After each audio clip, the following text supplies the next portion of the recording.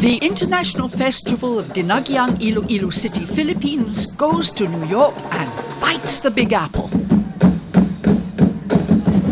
Dinagyang! And 100,000 Filipinos watched. The Festival of Dinagyang has grown into an international festival which is sought after to take part in cultural events in many parts of the world, bringing honor and prestige to the city of Iloilo with its clear waters teeming with fish.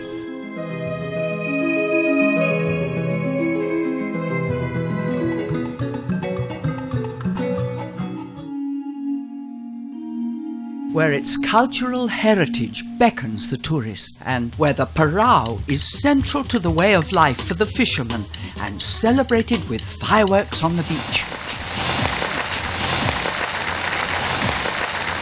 The mansions Nelly Garden and Angelicum are just two that demonstrate the loving spirit of Ilonggos. Whatever time of year you come, you'll be given a huge welcome in the city of Iloilo, starting with a fireworks competition which lights up the sky over the river. The Dinagyang Festival was conceived in 1968 and based on two legends, the barter and the baptism. On this rock, 10 Bornean chiefs came and bartered for the island of Panay with gifts which were accepted by the islanders.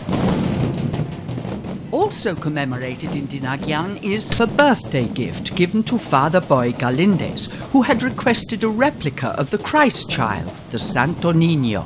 Wanting to commemorate this great event, the city developed a festival which embraced ethnic and religious traditions. On the third week of January each year, it starts with a fluvial procession, which would take the image to San Jose Church for the Mass.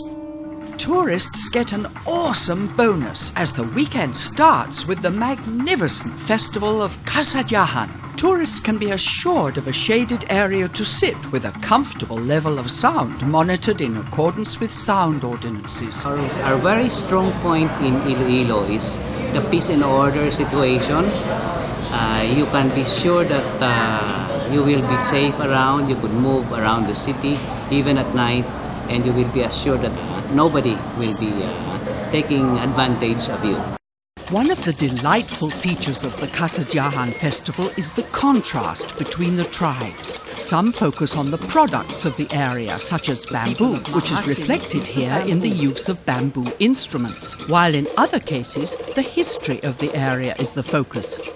This makes for an enlightening and varied experience. Now for the main event. The Dinagyang dances start off depicting the Aitas, the small aboriginals who were among the first occupants of the Philippines about 30,000 years ago. The Aitas are a hunting people living in the northern part of the Philippines on the island of Luzon and are still among the most skilled anywhere on earth in jungle survival. Animals and birds were deified and worshipped by the Aitas. Here you see a bird flying above the tribe, signifying that he's a god. Then the music changes and the dancers depict the mountain people of the Cordilleras, the Iguaras. Enter the Babaylan. These were mostly women with special gifts who were looked up to as healers or folk therapists who could foretell the future. The Babaylan followed rituals and chanted and later was suppressed by the colonialism of the Philippines. Then the tribe changes into the final vibrant red costume with a huge eye in the center of the headdress, which symbolizes vigilance, awareness, and dedication to the Señor Santo Niño.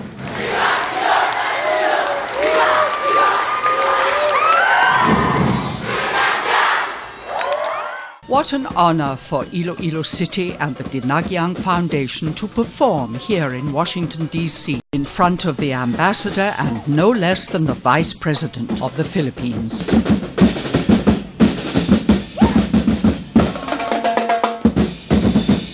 Señor Santo Niño! Viva! Viva! Viva!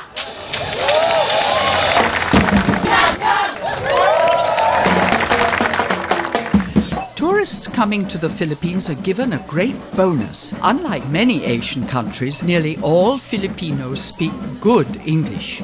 I honestly believe that there is no nation that touches the Philippines when it comes to giving you a welcome you will never forget.